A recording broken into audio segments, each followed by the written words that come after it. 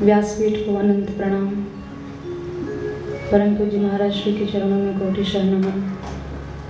विराजमान पूज्य संत चरणों के चरणों में कोटिशः नमन।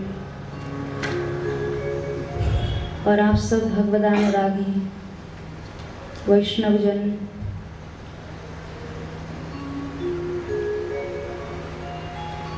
महज्जनों का स्वभाव होता है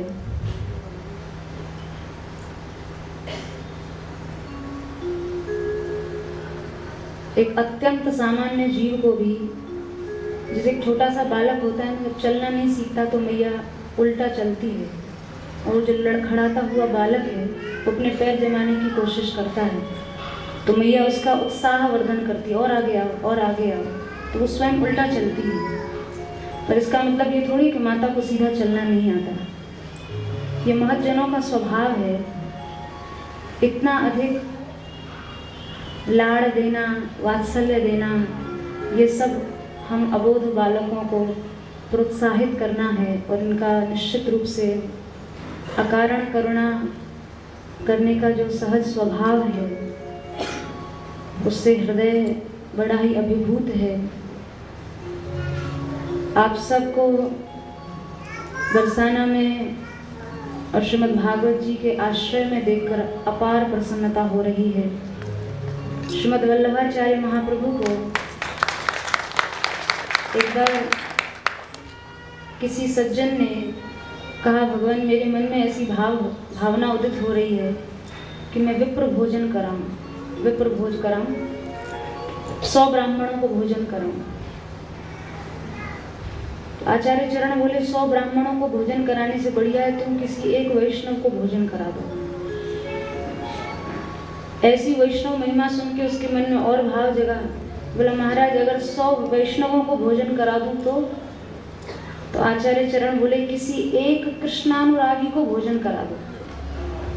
तो उसके मन में और भाव जगा। बोला, 100 कृष्णानुरागियों को भोजन करा दूं तो पूज्य आचार्य चरण के नेत्रों में अश्रु छलक आए, हृदय गदगद हो गया और अवरुद्ध कंठ से बोले, अरे भैया तुझे 100 कृष्णानुरागी संसार में मिलेंगे कहाँ? लेकिन हमारा मन इसलिए गदगद है कि आप 100 से अधिक कृष्णानुरागियों को आज हम पूज्य महाराज जी के समक्ष आपको बैठे हुए देख रहे हैं। महज्जनों की कृपा, भगवान की जो सामर्थ्य है ना वो सीमित है, लेकिन भगवत जनों की जो सामर्थ्य है उसकी कोई अवधि नहीं है, उसको सीमा में आबद्ध नहीं किया जा सकता है। श्री रामानुजाचार्य भगवान एक बार रंगनाथ जी, दक्षिण भारत की घटना है, रंगनाथ जी की सवारी निकल रही थी तो सैकड़ों सैकड़ों भक्तों के साथ खोल, पखावज, मुरज, मृदंग बजते हुए जा रहे थे। अष्टादशाक्षराण नारायण नाम का उच्च स्वर से संकीर्तन हो रहा था। तो जब सवारी निकल के ठाकुर जी जगमोहन में जब विराजमान किया गया, डोला पधराया गया, तो भगवान ने रामानुजाचार्य जी को अपने निकट बुलाया और कहा, सुनो जी, हम जब अवतार लेते हैं तो दुनिया इतनी पागल नहीं होती, और तुम लोग आते हो तो हजारों लाखों की संख्या में ये संसार को, संसारियों को पागल करके पटक देते हो। ऐसा क्या तो तुमने टोना कोई मंत्र सिद्ध किया है कि कोई जादू टोना करना जानते हो? हमें भी बता दो, कुछ हमारे पीछे भी लगे डोले जैसे तुम्हारे पीछे लगे डोलते हैं। तो रंगनाथ भगवान ने जब इस तरह से जिज्ञासा की तो रामानुजाचार्य जी ने कहा, देखिए प्रभु, आप ही का उपदेश है, तत्विद्य प्रणिपातेन परिप्रश्नेन सेवया, गीता जी का प्रसिद्ध श्लोक है कि जब जीव जिज्ञासु भाव से महापुरुषों की शरणागति लेता है, उनके प्रपन्न होता है, फिर उसके बाद उनकी सेवा करता है, फिर अपनी जिज्ञासा रखता है, तब वे महज्जन उसको उपदेश करते हैं। तो ये एक प्रक्रिया है, पहले जिज्ञासु बनो, फिर शरणागत हो, तब फिर महज्जन आपको उपदेश करेंगे। आप सीधे सीधे मेरे से जिज्ञासा कर रहे हो, आप मेरे शरणागत तो होइए। ये रामानुजाचार्य जी ने रंगनाथ भगवान को कहा। तो ठीक है, आप मुझे कृपा करके बताएं मैं आपके कैसे प्रपन्न हो सकता हूँ, कैसे शरणागत हो सकता हूँ।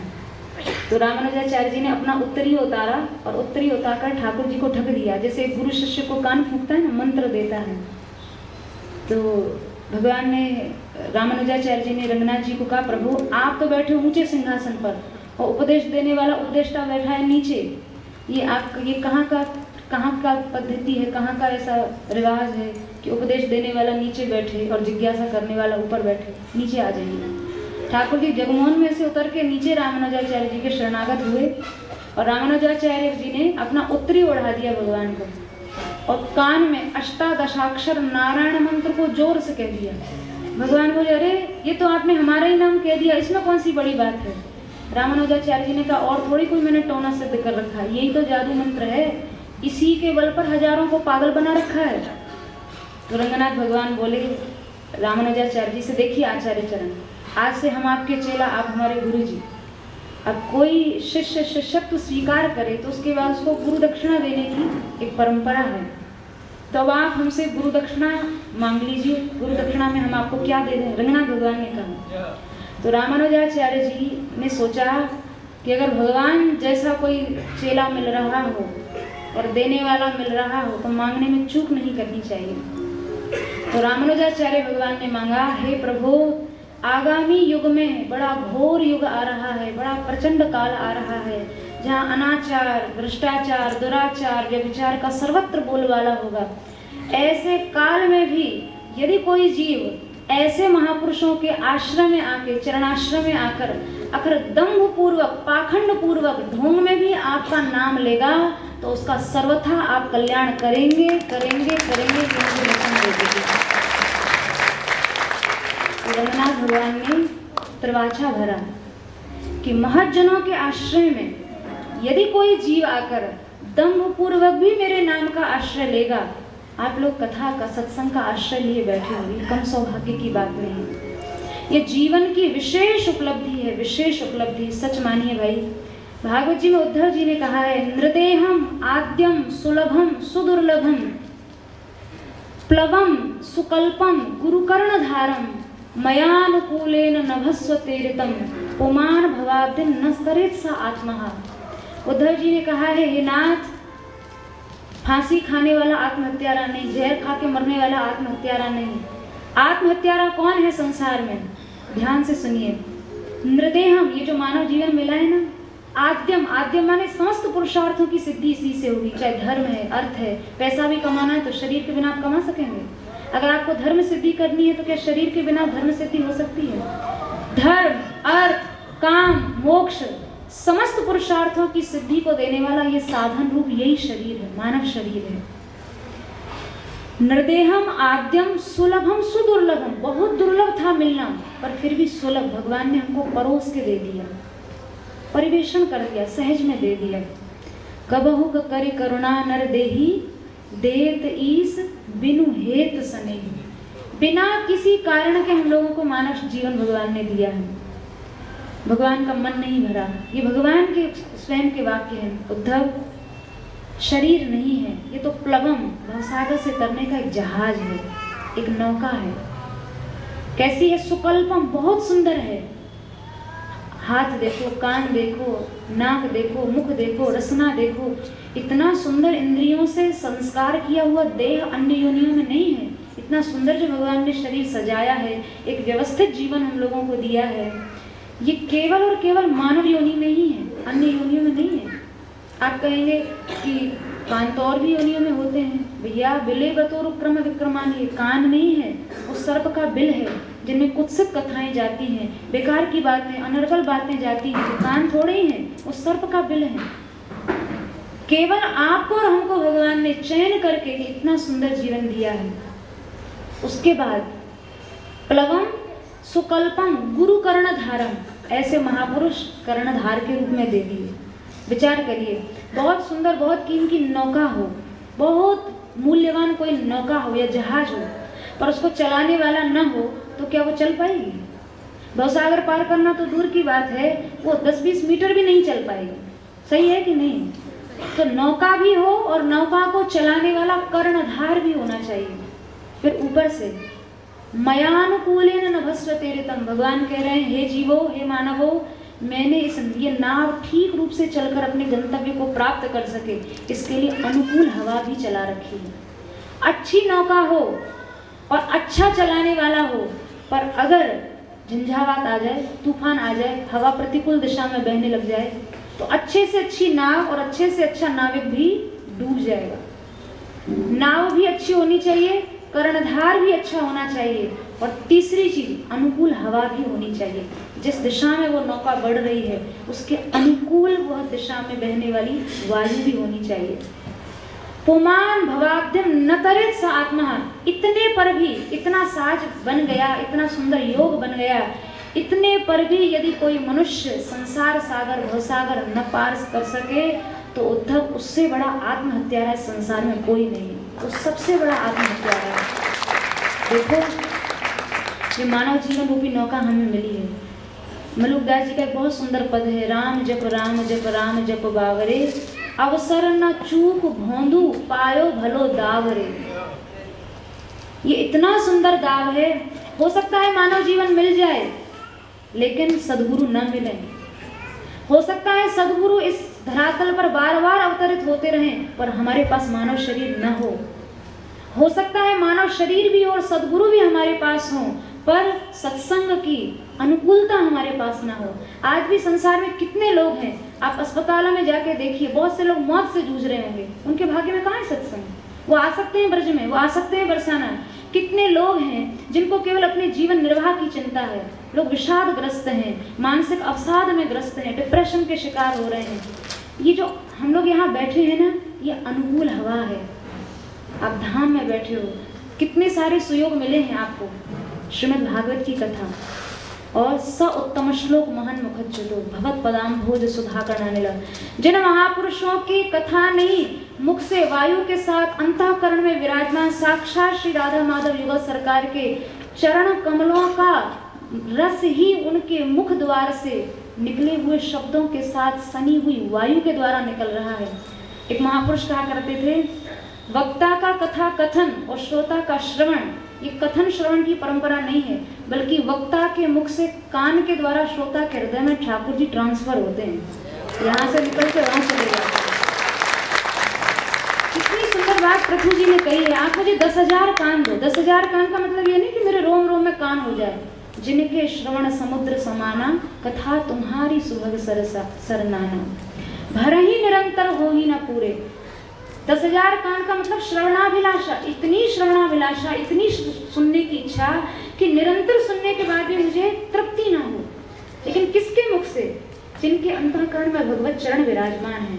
देखो कथा हम लोग भी कहते हैं, पर वासना वासित चित्त है ना, तो जो सुनेगा उसकी भी वासना जगेगी, पैसे के प्रति, धन के प्रति, भोग के प्रति। लेकिन ऐसे निष्काम महापुरुष कथा कहेंगे जिनके श्रीमुख से आप सुन रहे हैं, पूज्य महाराज जी, ये लोग निश्चित ही आपके हृदय में भगवान को ट्रांसफर कर रहे हैं, भक्ति को प्रतिष्ठित कर रहे हैं, भगवत भक्ति की स्थापना कर रहे हैं। आप लोग जहाँ बैठे हो तो देखो, एक तो कथा का योग, दूसरा महापुरुष के मुंह से निकली हुई कथा, तीसरा बरसाना धाम, धाम का सुयोग।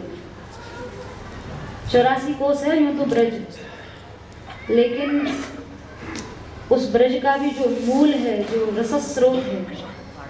महाराज जी, यद्यपि मुझे बड़ा संकोच हो रहा है, मैं व्यवधान कर रही हूँ मध्य में बोलकर। आज नंदोत्सव भी, आज के दिन कथा बड़ी अधिक होती है, आप मेरी धृष्टता को क्षमा करिए। वक्ताओं को अधिक बोलने का थोड़ा सा व्यसन हो जाता है, तो आप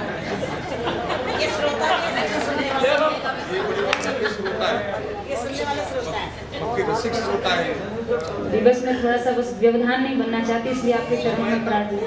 रात को 12 बजे कान्हा जी आए, लेकिन राधा तो कल के 12 बजे आवेगी। आप निसंकोच बिल्कुल नॉन स्टॉप। तो ये निवेदन कर रही थी कि कितना बड़ा सुयोग यहाँ आपको प्राप्त हुआ है। भगवान की लीला त्रिसर्ग में हुई है, द्वारिका लीला, मथुरा लीला और ब्रज लीला। उत्तरोत्तर एक की अपेक्षा दूसरे में अधिक रस है, अधिक माधुर्य है। द्वारिका लीला की अपेक्षा मथुरा लीला, मथुरा लीला की अपेक्षा ब्रज लीला।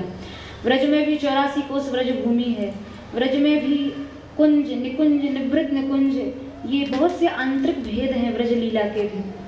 श्री हरिराम व्यास जी राधा लोक संप्रदाय के महापुरुष हैं, उन्होंने कहा है, जाके परस सरस वृंदावन बरसत रसनी अघाय, धनी वृषभानु धन्य बरसानो धनी राधा की माय, सुभग गोरी के गोरे पाए। व्यास जी का पद है कि सर्वत्र प्रचार है, सर्वत्र प्रसिद्ध है कि वृंदावन में खूब रस है, वृंदावन में खूब रस है। पर जानते हैं हम गंगा जी के क्षेत्र में गंगा जी का दर्शन करते हैं, उस क्षेत्र की तो महिमा है ही, उससे अधिक महिमा उस उद्गम स्थल की है जहाँ से गंगा प्रकट हुई है। वृंदावन में आज जहाँ भी जो रस दिखाई पड़ रहा है, करोड़ों की संख्या में श्रद्धालु लोग आते हैं और उनका रस पुष्ट होता है, उनकी भक्ति पुष्ट होती है वृंदावन में आने से। उस वृंदावन के रस का जो स्रोत है वो बरसाना है, क्योंकि अगर श्री लाडली जी बरसाना में न आती तो वृंदावन में रस कहाँ से आता। और रस की जो अधीश्वरी हैं वो कृपामयी श्री राधा रानी हैं, रसाधिष्ठात्री देवी श्री प्रिया जी हैं, श्री स्वामिनी जी हैं। और श्री राधा रानी की कृपा छत्र छाया से ही ठाकुर जी रसोवई सह, श्रुतियों ने उनको कहा है, वो रसस्वरूप बने हैं। एक स्वामी श्री हृदय जी महाराज का पद है, बड़े भय हो बिहारी या ही छाहते। आप जब से लाडली जी की छत्र छाया में आए हो ना बिहारी जी, तब से सारी दुनिया आपको जानने लगी है। अगर आप बिहारी जी चाहे जैसे बिहारी जी होते, श्री जी का आश्रय नहीं लेते तो बिहारी जी को कोई पूछने वाला नहीं था। तो रसिक शेखर बने हैं हमारी रासेश्वरी रस की देवी श्री राधा रानी की कृपा से। वो रस जहाँ से उद्गम, जहाँ से प्रकट हुआ है, ऐसे रसस्थल श्री धाम बरसाना में आप लोग विराजे हुए हो, बैठे हुए हो। ये विशेष श्री जी की कृपा है। रसिकों ने लिखा है, नागरीदास जी का पद है, नागरीदास वास बरसानो कुंवरी दिए सोई पहिए, तलहटी बरसाने की रही। जिसको श्री जी कृपा पूर्वक बुलाती हैं और वास देती हैं वो बड़भागी जन ही यहाँ आ सकते हैं, अन्यथा भैया असंभव है, नितांत असंभव है। न हमारे पुरुषार्थ की बात है, न हमारे भाग्य की बात है। लाडली जी की कृपा है, वे भाग्यहीनों को भी प्रबल भाग्य प्रदान कर देती हैं। हम भाग्यहीनों का भी भाग्योदय श्री जी ने कृपा करके 7 दिन तक आप उनकी गोदी में विराज रहे हो, उनकी मेहमानी खा रहे हो, उनका आतिथ्य खा रहे हो आप लोग। ये कितनी बड़ी श्री जी की कृपा है। जहाँ रसिकों ने कहा है, पद है व्यास जी महाराज का,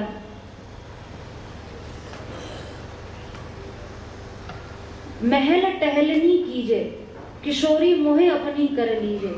महल टहलनी, इस महल में मुझे झाड़ूदार भी बना दो, यहाँ मैं झाड़ूदार भी बन पाऊँ तो ये भी मेरा बहुत बड़ा भाग्य होगा, जिसके लिए ब्रह्मा जी उद्धव जी तरसते रह गए, उनको प्राप्त हो। ठीक है, ब्रह्माचल पर्वत के रूप में आज भी ब्रह्मा जी विराज रहे हैं। बरसाना में जो पर्वत आप दर्शन कर रहे हैं, जिसमें श्री जी का मंदिर है, लाडली जी का भवन है, वो ब्रह्मा जी ही पर्वत के रूप में यहाँ विराज रहे हैं।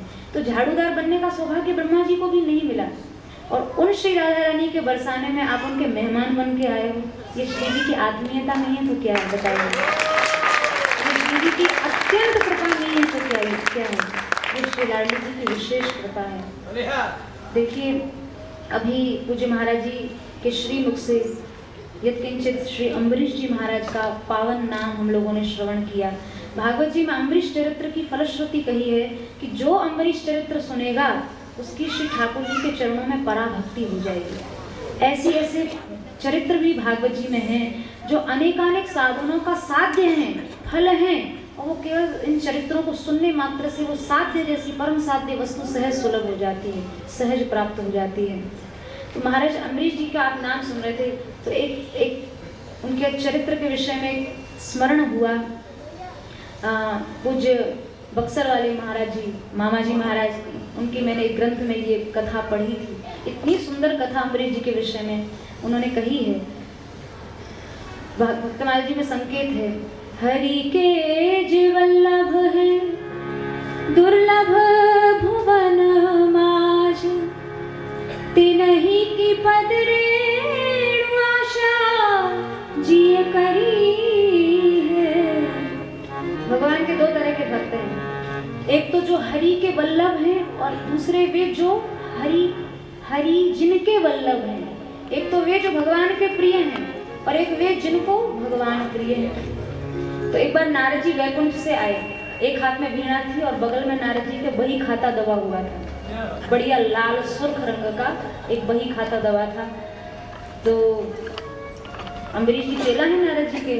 अयोध्या में आए अम्बरीश जी महाराज के पास। अम्बरीश जी ने प्रणाम किया, गुरु जी का यथा सामर्थ्य उनको उनकी सेवा पूजा की। पूजित होने के बाद अम्बरीश जी महाराज ने उनसे पूछा कि गुरुदेव ये बगल में बही खाता क्या दबा के लाए हैं आप, लाल रंग का बड़ा सुंदर है।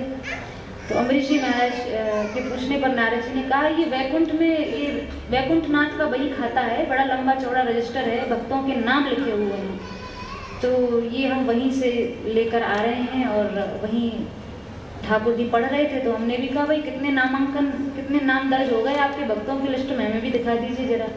तो नारद जी ने वही खाता पढ़ा। तो नारद जी बोले बस देना भूल गए तो साथ में यहीं ले आए। अम्बरीश जी ने कहा अगर आपकी कृपा हो जाए तो मुझे भी दिखा दीजिए। अम्बरीश जी के मन में था कि यदि भक्तों की लाइन में कहीं आखिर में भी मेरा नंबर होगा तो मेरा जीवन धन्य हो जाएगा, मैं कृतार्थ अपने आप को समझूंगा। वही खाता लिया, वही खाता ऊपर से नीचे तक भक्तों के खूब लंबे लंबे नाम पड़ गए, पर कहीं भी भक्तों में अम्बरीश जी का कोई नाम नहीं आया। तो अम्बरीश जी महाराज को मन में कोई दुख नहीं हुआ। अम्बरीश जी का हृदय गदगद हो गया कि मेरी अभी वो पात्रता बनी नहीं है। कौन से अम्बरीश जी? जिनको सुखदेव जी कह रहे हैं अम्बरीशो महाभाग सप्तद्वीपवती महीम, जो 7 द्वीपों के अचल सम्राट हैं, जिनके पास ऐसी संपत्ति है जो चाहे जितना खर्च कर, अव्ययाम च श्रियम लब्धा विभवम चातुलम भुवि, ऐसी लक्ष्मी है जितना खर्च कर दो उतनी बढ़ जाएगी। ऐसे अम्बरीश जी महाराज जिनकी भावात्मिका और क्रियात्मिका भक्ति बेजोड़ है, सवई मन कृष्ण पदारविंदयो वचांसी वैकुंठ गुणानुवर्णने, जिनका मन अहर्निश कृष्ण चरणारविंदों में है, जिनके संपूर्ण शरीर का अवयव भगवान के लिए ही लगा हुआ है, ऐसे अम्बरीश जी महाराज, और उनका कहीं नाम नहीं, कोई अता पता नहीं। अम्बरीश जी का हृदय गदगद हो गया कि मेरी अभी पात्रता नहीं बनी, पर गुरुदेव आप कृपा करें मैं ऐसी पात्रता जुटा पाऊं कि ठाकुर जी के दरबार में मेरी भी हाजिरी लग जाए, मेरी भी उपस्थिति दर्ज हो जाए। थोड़े दिन बाद देखो यही लक्षण है भक्त का। भक्त वही है जिसका अपने उपास्य से, अपने आराध्य से कोई शिकायत नहीं है। हमारी गुरुजनों में कितनी निष्ठा है। अगर गुरुजनों से हमें कोई शिकायत है तो इसका मतलब हमारी गुरुजी में कोई शरणागति नहीं है। यदि भगवान से हमें कोई शिकवा शिकायत है तो हम भगवान के शरणागत नहीं हैं। यदि संतों से हमें कोई शिकायत है तो इसका मतलब संत चरणों में भी हमारी कोई शरणागति नहीं है। अम्बरीश जी को कोई शिकायत नहीं थी। थोड़े दिन बाद नारद जी फिर से, अब की बार बगल में जो बही खाता था वो हरे रंग का था। अम्बरीश जी की जिज्ञासा और बड़ी। अम्बरीश जी का गुरुदेव ये कौन सा, ये तो कुछ दूसरी आकृति का सुंदर बही खाता लग रहा है। हाँ अम्बरीश जी, ये वो बही खाता पहले जो लाए थे ना, उसमें उन भक्तों का नामांकन था जो भगवान से अत्यधिक प्रेम करते थे। रमा विलास राम अनुरागी तजत वमन एवं नर बड़ भागी। कौन है बड़ भागी? भगवत चरणों में जिसका इतना अनुराग हो गया है, जिसने विषय विलास ये तुच्छ वैश्विक चीजों को तृणवत तोड़ दिया, वमन की तरह। वमन माने जैसे कोई व्यक्ति उल्टी कर देता है, वो एक ऐसी स्थिति होती है कि उल्टी करने वाला तो करीदा देख ले उसको भी उल्टी हो जाए। जिस व्यक्ति का जीवन में त्याग इतना ठोस होता है तो उसके शरणागत जीव के जीवन में भी वैसा ही त्याग आ जाता है, क्योंकि जिस लकड़ी में आग लगी है ना वो ही दूसरी लकड़ी में भी लगा सकती है। जो खुद ही बुझी हुई है वो दूसरे को क्या आग लगाएगी। अम्बरीश जी की प्रजा भी इतनी भक्त थी। महाराज जी मुझे श्लोक स्मरण नहीं है, न स्वर्गो प्रार्थितम, ऐसे एक श्लोक भागवत जी में है कि अम्बरीश जी की प्रजा के आगे स्वर्ग और मोक्ष का वैभव भी रख दिया जाए तो एक क्षण के लिए भी भगवत स्मरण छोड़कर उनकी प्रजा उस स्वर्ग और वैश्विक मोक्ष तक की इच्छा नहीं रखती थी। अम्बरीश जी के संग से उनकी प्रजा के अंदर इतना त्याग आ गया था कि भगवत चर्चा के अतिरिक्त अन्य कोई उनके अंदर स्मरण, उनके उस स्मृति में आता ही नहीं था। उनके मानस ध्यान का विषय ही कुछ नहीं था भगवान के अतिरिक्त। भैया अम्बरीश जी को महाभाग सुखदेव जी ने कहा है और पूज्य महाराज जी ने स्मरण किया था। एक भक्ताएं ऐसी हुई हैं जिनको महाभागा स्वयं भगवान ने कहा है, वे थी ब्रज की गोपियां। रासपंचाय अध्याय में आया है, स्वागतम वो महाभागा।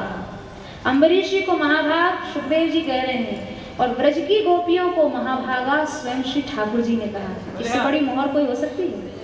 नारद जी को कहना पड़ा यथा ब्रज गोपिका नाम, ब्रज स्त्रियों से बड़ा मुझे कोई कृष्ण प्रेमी दिखाई नहीं पड़ता है। मैंने भाई एक कृष्ण प्रेम का मंदिर बनाया। नारद जी कह रहे हैं अब मंदिर में नींव भी खोदी जाएगी, फिर 4 दीवारी खड़ी करी जाएगी, छत बनाई जाएगी, गुंबद बनाई जाएगी। तो नारद जी ने क्या किया, शांत रस के जो सनकादिक मुनीश्वर आदि उपासक थे उनकी तो नींव बनाई, कृष्ण प्रेम का मंदिर बना रहे नारद जी। फिर दास्य रस के जो अक्रूर जी आदि भक्त हैं उनकी चारी दीवारी बनाई कृष्ण प्रेम के मंदिर की। फिर नारद जी ने सोचा इसके ऊपर अब सक्ष रस, अर्जुन आदि जो सक्ष रस के अर्जुन जी, उद्धव जी, इनकी छत डाली। फिर वात्सल्य रस के नंद बाबा, यशोदा मैया आदि जो भक्त थे इनकी गुंबद बनाई। और गुंबद बनाने के बाद जो सबसे ऊपर कृष्ण प्रेम की मंदिर की जो ध्वजा थी ना, उस ध्वजा के स्थान पर ब्रज की गोपियों को रखा। नारद जी ने भक्ति सूत्र में कहा, यथा व्रज गोपिका नाम, परमानंद दास जी सूरदास जी के पद में भी प्राप्त होता है, गोपी प्रेम की ध्वजा, ध्वजा से ऊपर कोई स्थान नहीं है। क्या था? त्याग, समर्पण। दासपंचाध्याय में लिखा है, एवं मदर्थोज्जित लोक वेद स्वानाम ही वो मयि अनुवर्तये बला मया परोक्षम भजता तिरोहितम। हे ब्रज देवियों, तुमने मदर्थ मेरे लिए जो परित्याग किया है ना, मैं इसका कदापि ऋण नहीं चुका सकता, कभी परिशोध नहीं कर पाऊंगा इस ऋण का। संवृष्ट तद्भव प्रत्यातु साधना, बड़े बड़े यति धर्म का पालन करने वाले सन्यासी भी ऐसा त्याग नहीं कर सकते जो एक झटके में सब गृहस्था होते हुए भी आगे पीछे की सब परवाह छोड़ के तुम्हें सर्वत्याग करके पति सुतान वय भ्रातृबांधवान अति विलक्ष्यते त्यज्यता गताः, प्रणय गीत में आया है। एक क्षण में तुमने सब कुछ छोड़ दिया, मैं तुम्हारा ऋणी हूँ। तुम स्वयं चाहो तो मुझे ऋण कर देना, पर मैं अपने किसी पुरुषार्थ से या पौरुष से या किसी साधन से तुम्हारे निर्दोष निश्चल निर्वत्य प्रेम का कभी ऋण नहीं चुका पाऊंगा। ये भगवान के वाक्य हैं। किनके लिए? ब्रज स्त्रियों के प्रति। देखिए, भक्ति एक ऐसा मार्ग है, इतनी सुविधा भक्ति मार्ग में है। हम सब और आप सब ब्रज की स्त्रियां बन सकते हैं, ब्रज की गोपियां बन सकते हैं। उसके लिए बहुत अधिक की अपेक्षित नहीं है कि ब्रज में जन्म ही हो तो ही हम ब्रज गोपी बने। नहीं, ब्रज गोपियाँ क्या थीं?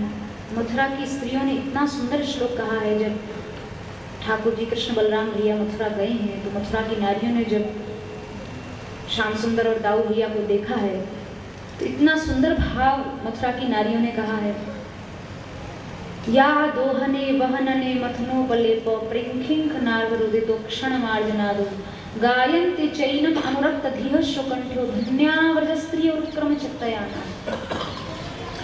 गोपियां जब दूध भी दुहती थी ना तो कृष्ण गीत गाती थी। गोपियों ने किसी विशेष भक्ति धर्म का आचरण नहीं किया, बल्कि उन्होंने अपने जीवन की अति सामान्य सी क्रिया और व्यवहार को भी भक्ति धर्म बना दिया। ये अंतर है। हम कोई विशेष एक भक्ति धर्म का आचरण कर रहे हैं, कोई एक विशेष निश्चित क्रिया को माला जप कर रहे हैं या अन्य कुछ कर रहे हैं, ये भक्ति के साधनांग है। गोपियों ने किसी भक्ति धर्म का आचरण नहीं किया, बल्कि उन्होंने अपने दैनिक व्यवहार में आने वाली प्रत्येक क्रियाकलाप को भक्ति धर्म बना दिया। ले ले मथानी दधी को बिलोती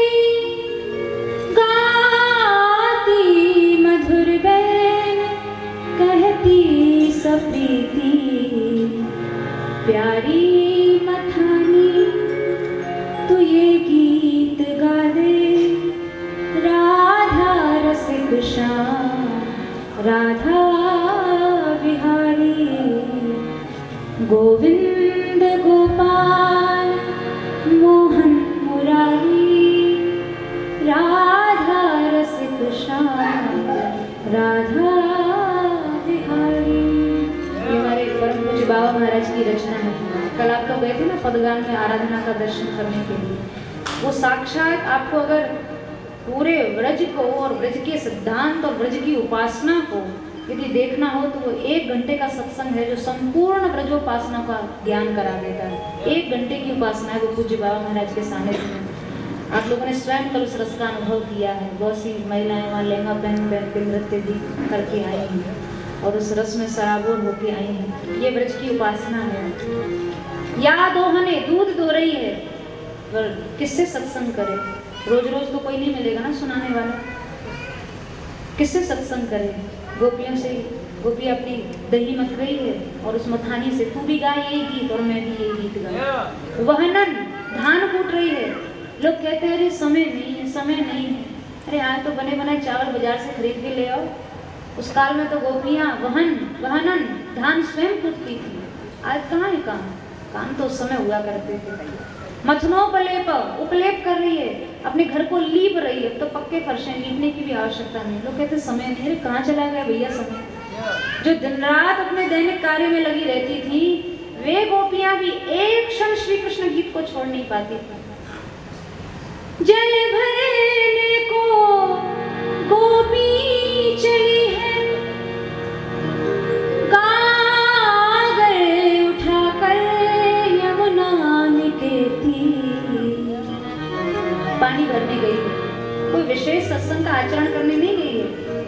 यमुना जी को बोली, हे यमुना तू भी ये गीत गा जो मैं गा रही हूँ, हम दोनों ही सत्संग करेंगे।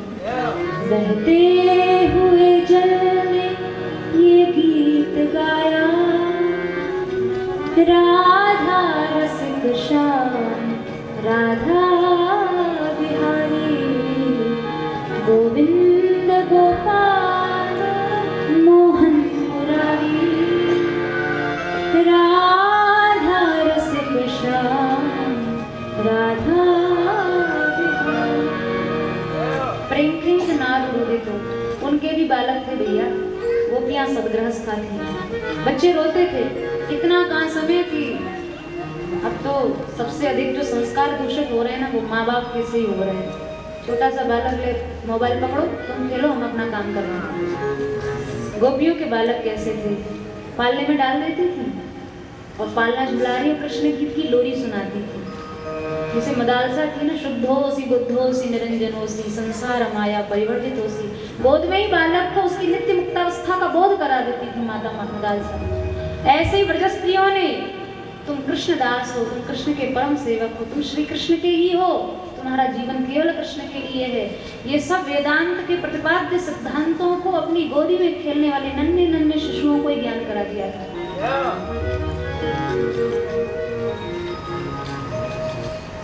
श्याम मिलन को बेचन चली दही, दही बेचने जा रही है, कमाना भी तो है, नौकरी भी कर रही है। श्याम मिलन को बेचन चली दधी, और देखो कैसा कृष्ण स्मरण, दधी लो ये भूली कन्हैया लो कहती, भूल गई दूध ले लो दही ले लो, कोई गोविंद ले लो, कोई गोपाल ले लो, कोई कन्हैया को ले लो, ऐसा स्मरण। दधी लो ये भूली कन्हैया लो कहती, मटकी लिए शीश गाती दीवानी, राधा रसिक श्याम राधा बिहारी, गोविंद गोपाल मोहन मुरारी, राधा रसिक श्याम राधा बिहारी। घर में रसोई भी बनानी है। दोहनी लिए दूध गायों का दूहती, दूध भी दो रही है, चिंतन कहाँ है। आ दूध पी ले कन्हैया ये कहती, किससे सत्संग करे, मेरी तू प्यारी गैया ये गा दे, राधा रसिक श्याम राधा बिहारी, गोविंद गोपाल मोहन मुरारी, राधा रसिक श्याम राधा बिहारी। बैठी रसोई व्यंजन बनाती, बैठी रसोई व्यंजन बनाती, आ तू कान्हा मैं तुझे भोग लगाती।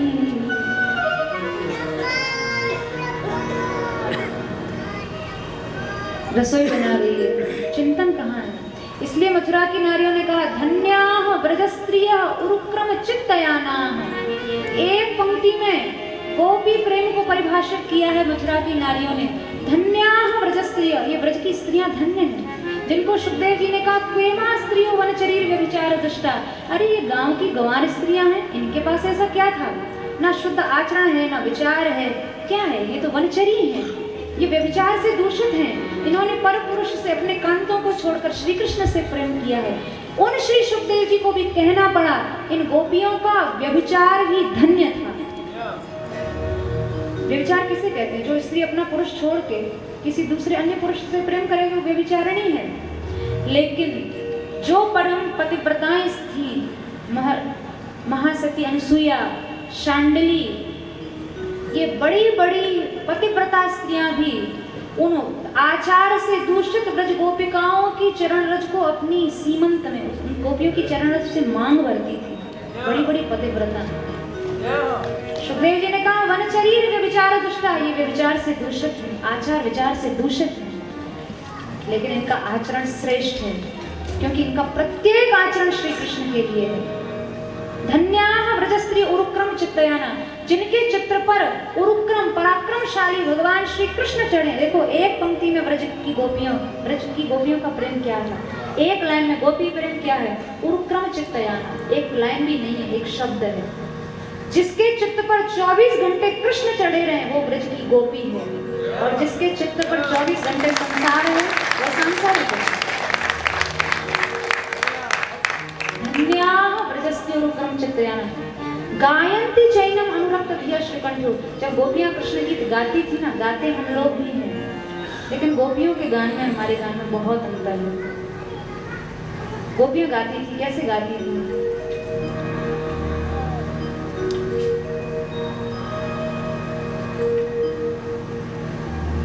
अनुरक्त धिया श्रीकंठो, उनका कृष्ण में ऐसा अनुरक्त था चित्त। अनुरक्त माने ऐसा चिपका हुआ था, लगा हुआ था उनकी बुद्धि, कि जब गाती थी तब गोपियों के नेत्र से झरझर अजस्र अश्रु प्रवाह होता था।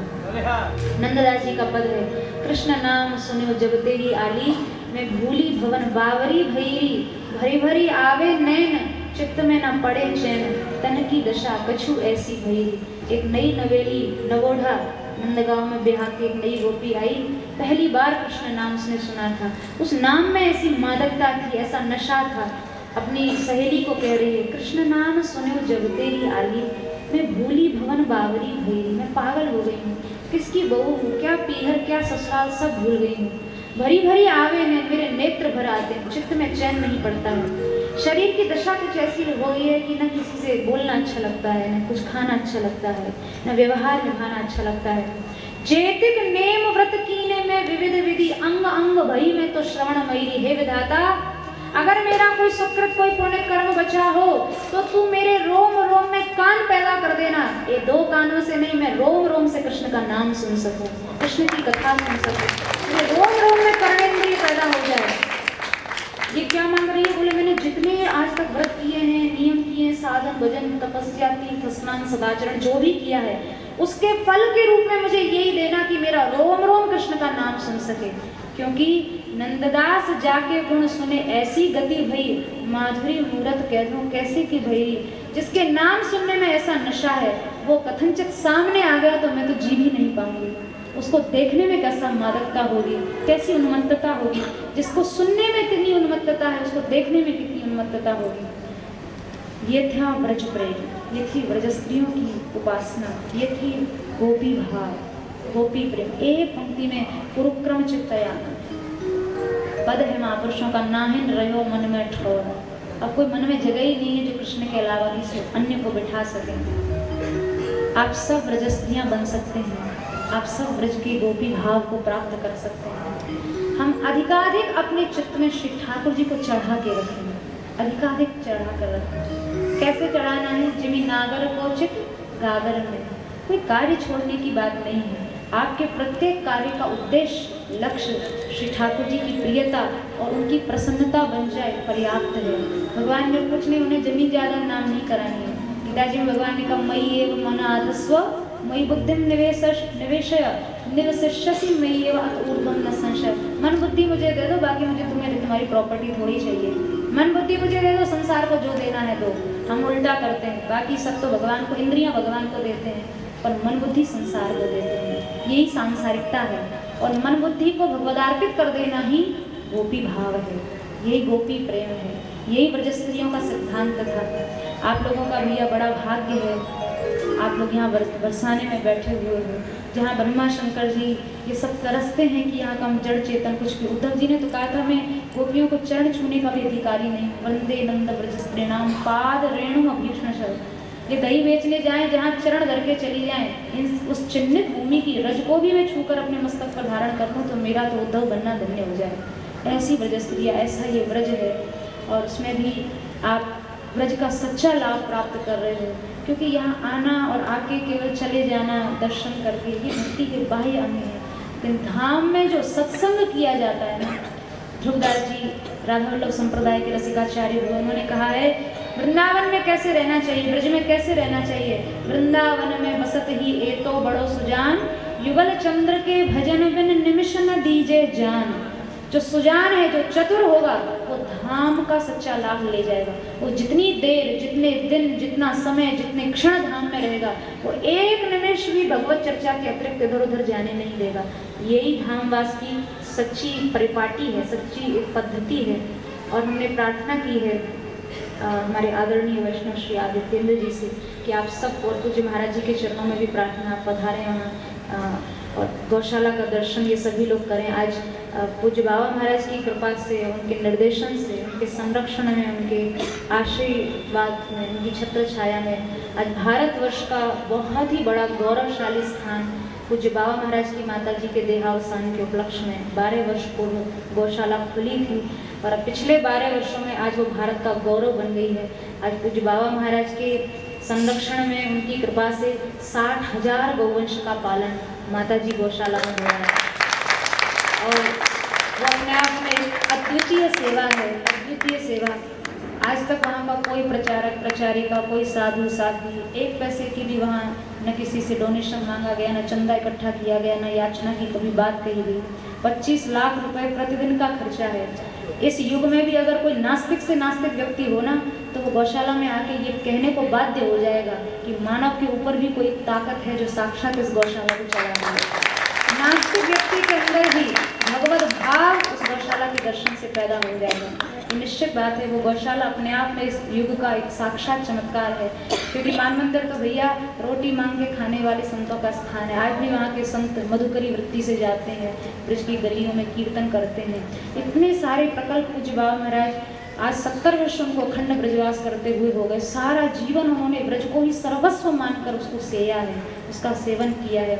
चाहे वो ब्रज की नदियाँ हैं, यमुना जी के लिए बड़ा भारी आंदोलन चल रहा है, चाहे वो पर्वत हैं।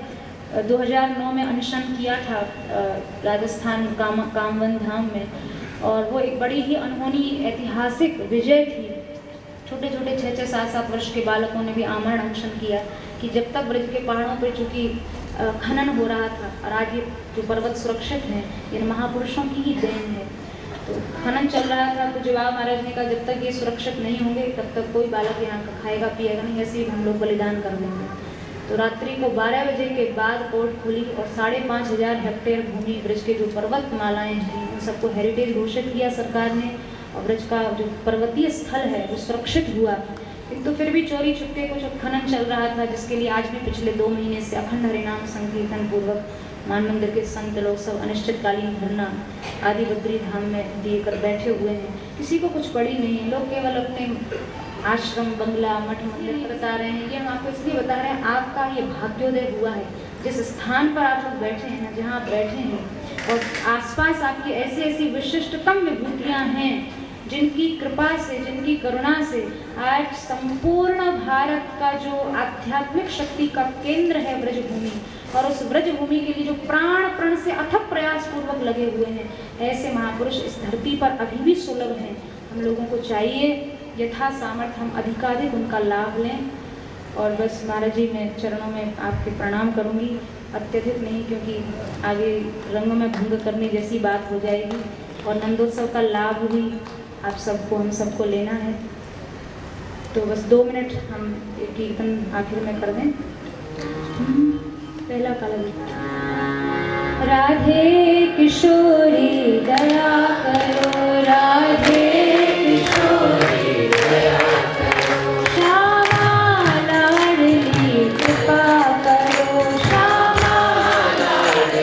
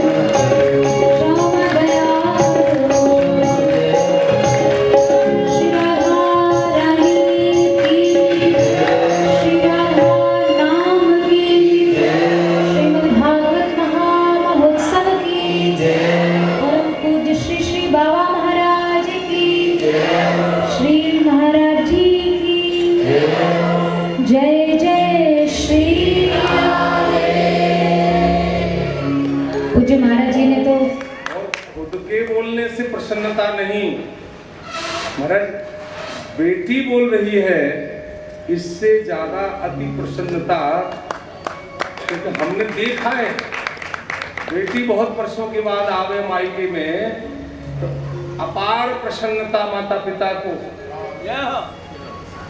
और कहीं न कहीं उस बीच में माँ ये भी पूछ लेती है कि अब तू कितने दिन के लिए आई है, पूछती है। और अगर बेटी कह दे कि मुझे सुबह ही जाना है तो उसका सारा उत्साह ठंडा हो जाता है, सारा उत्साह ठंडा हो जाता है, सारा उत्साह ठंडा। सच्चे कह रहे हैं आपको, क्योंकि पुत्री पवित्र किए कुल हो।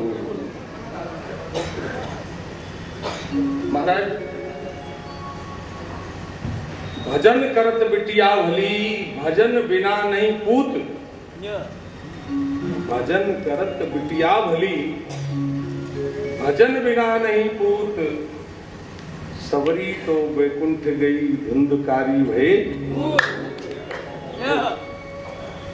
तो कितना हृदय प्रफुल्लित है, मैं सच कह रहा हूं, बोलने में शब्द नहीं, कितना हृदय प्रफुल्लित है। और अभी मन में लोभ है, यही तो है महाराज। संसार की परिस्थितियां जैसे जैसे प्राप्त होती हैं वैसे वैसे अरुचि होने लगती है, और ये श्री किशोरी जी का रस मंदिर से निकलकर चला हो और उसकी प्रवाह धारा बह रही हो, और धारा भी किसी और की नहीं, राधा की धारा बह रही हो, कहने क्या है। तो भले ही कोई बात नहीं, ज्यादा न हो, लेकिन थोड़ी देर को हो, हम बिटिया श्री जी का भी लाभ लेना चाहिए। महाराज ये बिल्कुल सही कहा मुरलीका ने, ये हम लोग 2-3 घंटे में तो इंजन गर्म होता है, सही बता रहे हैं आप। और आपको बता दें ये 5-5, 6-6 घंटे नित्य 5:30 से सुबह 6:30 संकीर्तन डेली, और फिर घंटा भर इनको विश्राम, अपना दिनचर्या पूरी करो, फिर 8:30 से जैसे पिता होता है ना, घर में सबका लाड़ मिले, खूब मिले, लेकिन एक पुत्री के जीवन में एक पिता का स्नेह बहुत महत्वपूर्ण होता है। तो आज महाराज जी के चरणों में बैठकर बिल्कुल पितृवत स्नेह हम सबको यहाँ प्राप्त हो रहा है। आज आप सब लोग यहाँ शिव जी के चरणों में, राधारानी के चरणों में यहाँ बरसाने में विराजे हुए हैं। इस कृपा को देखकर एक भागवत जी का प्रसंग स्मरण में आ रहा है। जिस समय श्री ध्रुव जी महाराज, जब माता ने उनके साथ ऐसा दुर्व्यवहार किया और वो जब चले हैं, अपने घर से निकले हैं, और मार्ग में ही उनको श्री नारद जी महाराज का दर्शन हुआ है। और श्री ध्रुव जी महाराज का जो जन्म स्थल है वो है बिठूर, जो गंगा जी के तट पर है। और वहाँ से चलकर श्री अब कहाँ निकले हैं, जंगल में निकल पड़े हैं, कहाँ जाना है कुछ नहीं पता। श्री नारद जी महाराज आए हैं, और श्री नारद जी महाराज ने वहाँ एक बड़ी सुंदर बात कही। पहले तो ध्रुव जी का परिचय पूछा है, हालचाल पूछा है, क्यों आए हो, क्या कारण है, सब जो क्रियाक्रम था वो सब बताया श्री ध्रुव जी महाराज ने कि ऐसा ऐसा माता ने फटकार के निकाल दिया है। तो श्री ध्रुव जी महाराज की इच्छा थी कि मैं भगवत प्राप्ति करूं। तो भगवत प्राप्ति के लिए वहाँ श्री नारद जी महाराज ने कहा है, देखो बेटा तुम्हारी आयु बहुत कम है, यदि तुम भगवत प्राप्ति शीघ्र ही करना चाहते हो। तो ये चर्चा जो श्री नारद जी महाराज की और श्री ध्रुव जी महाराज की हो रही थी, ये बिठूर में श्री गंगा जी के किनारे की चर्चा है। और वहाँ पर श्री नारद जी महाराज ने कहा है कि बेटा तत्ताथ गच्छ भद्रंते यमुना या स्तटम शुचि पुण्यम मधुवनम यत्र सानिध्यम नित्यदा हरे, कि तुम यदि भगवत प्राप्ति करना चाहते हो तो तुम यहाँ से तुरंत ब्रज की तत्ताथ गच्छ भद्रंते यमुना या स्तटम शुचि, यमुना जी के तट पर चले जाओ। लेकिन यमुना जी का तट तो बहुत जगह है, प्रयाग में भी यमुना जी हैं, दिल्ली में भी यमुना जी हैं, लेकिन कहाँ जाएं यमुना जी का तट। कौन से यमुना जी का तट का आश्रय है? बोले पुण्यम मधुवनम मित्र सानिध्यम नित्याधारे। बोलो उस ब्रज भूमि में यमुना जी के किनारे जाओ जहाँ पर श्री ठाकुर जी का सदैव नित्य सानिध्य है, सदैव वहाँ श्री ठाकुर जी विराजते हैं। तो धाम में आके, अब देखो ये चर्चा हो रही थी गंगा जी के किनारे, श्री नारद जी महाराज ये भी तो कह सकते थे कि तुम यहीं गंगा तट पर आकर यहीं गंगा जी के किनारे बैठकर भजन करो या साधन करो भगवत प्राप्ति का, लेकिन वहाँ से सीधे गंगा तट से सीधे यमुना जी के तट पर भेजा है और यमुना जी के तट पे भी ब्रज में जाकर भेजा है, क्योंकि सानिध्यम नित्यदा हरे, ब्रज में जाकर जो उपासना या श्री ठाकुर जी की जो आराधना की जाती है वो साक्षात श्री ठाकुर जी की निज गोद में बैठकर होती है, और जो श्री साधना श्री ठाकुर जी की निज गोद में बैठकर होगी वो कितनी जल्दी सिद्ध हो जाएगी इसका हम लोग अंदाजा भी नहीं लगा सकते। तो ये वो स्थान है, ये वो ब्रज है जहाँ पर श्री नारद जी महाराज ने श्री ध्रुव जी महाराज को भेजा। और ये ब्रज भूमि ये कोई तीर्थ स्थान नहीं है। एक बार शास्त्रों में कथा प्राप्त होती है कि जितने भी तीर्थ थे सब तीर्थ इकट्ठे हुए और स्वयं श्री भगवान ने सब तीर्थों ने मिलकर ये सुनिश्चित किया कि भाई हमारे जो राजा हैं, हमारे राजा के रूप में प्रयागराज प्रतिष्ठित हों, उनकी ही राजा के रूप में उनका ही राज्याभिषेक किया जाए, क्योंकि राजा का होना बहुत आवश्यक है, बिना राजा के तो प्रजा दर बिखर जाती है। तो वहाँ सब तीर्थों ने सुनिश्चित किया और बहुत ही उत्साह से, बहुत ही खूब उमंग से सब तीर्थों ने सम्मिलित होकर, एकत्रित होकर और प्रयागराज को राज्य पद पर स्थित कर दिया, उनका राज्य तिलक कर दिया। अब सब खूब प्रसन्न, सब तीर्थ जो है मिलकर प्रयागराज के सहित भगवान को प्रणाम करने गए हैं और सब भगवान ने हालचाल पूछा सब तीर्थों से, भाई सब प्रसन्न है ना, प्रयागराज तुम्हारे राजा बन गए हैं, राजा पद पर अभिषिक्त हो गए हैं, अब तुम सब प्रसन्न हो। तो प्रयागराज ने कहा हाँ भगवान, आपकी कृपा से सब तीर्थ खूब प्रसन्न हैं, लेकिन मुझे मन में एक थोड़ा सा दुख है कि सब तीर्थ आए, सब ने खूब उत्साह से हमारा तिलक किया, सब खूब प्रसन्न थे, लेकिन आपका ब्रज नहीं आया। तो वहाँ श्री भगवान ने कहा कि अरे प्रयागराज, तुमको हमने सब तीर्थों का राजा बनाया, हमने तुमको कोई अपने घर का राजा थोड़ी बनाया है, ब्रजधाम तो हमारा घर है, वहाँ का तुम्हें थोड़ी राजा बना देंगे, तुमको तीर्थों का राजा बनाया है। तो ये ब्रज भूमि साक्षात श्री ठाकुर जी का निज घर है। अब यहाँ जहाँ आप लोग बैठे हैं, गहवर श्री राधा को घर है, जहाँ आप लोग कल नित्य आराधना देखने गए थे, वो गहवर वन स्थल है। तो ये श्री राधा रानी का निज घर है, निज मंदिर है, निज घर में श्री ठाकुर जी ने आपको बैठा रखा है। गहवर श्री राधा को घर है, यहाँ की देहु सोहनी स्वामिनी, यही चाह मोह और अंतर है। यहाँ की दिन रात रसिकाचार्य ने कहा यहाँ की सोहनी सेवा होती रहे, यहाँ का कुछ भी मुझे बना दें, यहाँ की सोहनी सेवा झाड़ूदार बना दें, यही मेरे लिए परम सौभाग्य की बात होगी। तो ये धाम में देखो, धाम में जब जीव आता है तो प्रत्यक्ष अप्रत्यक्ष रूप से बहुत सारे लाभ मिलते हैं। कुछ लाभ तो ऐसे दिखाई देते हैं कि हाँ हमारे सामने कोई संत बैठे हैं और हम उनके चरणों में बैठे हैं और उनका आशीर्वचन ले रहे हैं, या प्रत्यक्ष रूप में जो भी लाभ दिखाई देता है। लेकिन अप्रत्यक्ष रूप में भी बहुत सारे हम लोगों को लाभ दिखाई पड़ जाते हैं, क्योंकि यहाँ पर जो हम लोगों को पता भी नहीं पड़ता, ऐसे ऐसे छुपे संत हैं कि जिनको देखकर लगेगा कि अरे ये संत भी हैं, उनको देखकर हम पहचान ही नहीं पाते हैं। अप्रत्यक्ष रूप से उनका दर्शन करने को मिल जाएगा, उनका सानिध्य प्राप्त हो जाएगा, ये अनायास ही उनका स्पर्श करने को मिल गया। कौन से वे जन जिनको दिन रात यहाँ श्री ठाकुर जी ने चरण सन्निधि दी हुई है। बाबा महाराज, पूज्य बाबा महाराज के जीवन काल की एक घटना है, तो पूज्य स्वयं श्री बाबा महाराज अपने मुख से सुनाया करते हैं कि एक जब जिस समय आए थे बाबा महाराज की युवावस्था थी, तो उस समय में जब भिक्षा मांगने जाते थे, तो जो चिकसौली है, चित्रा सखी का गांव है, बरसाने से आगे जहाँ के हम लोग निवासी हैं, तो वहाँ उस गांव में भिक्षा मांग रहे थे और भिक्षा मांगते मांगते एक घर में घुसे। एक ब्रजवासी बड़ा प्रेम किया करते थे बाबा महाराज से, बहुत स्नेह रखते थे। तो भिक्षा मांग के और जाने लगे, तो उन ब्रजवासी ने कहा बाबा आज हमारी इच्छा है कि तू यहीं बैठ के खाए हमारे घर में ही। तो ब्रजवासी की इच्छा, अब तो उन्होंने कहा ठीक है।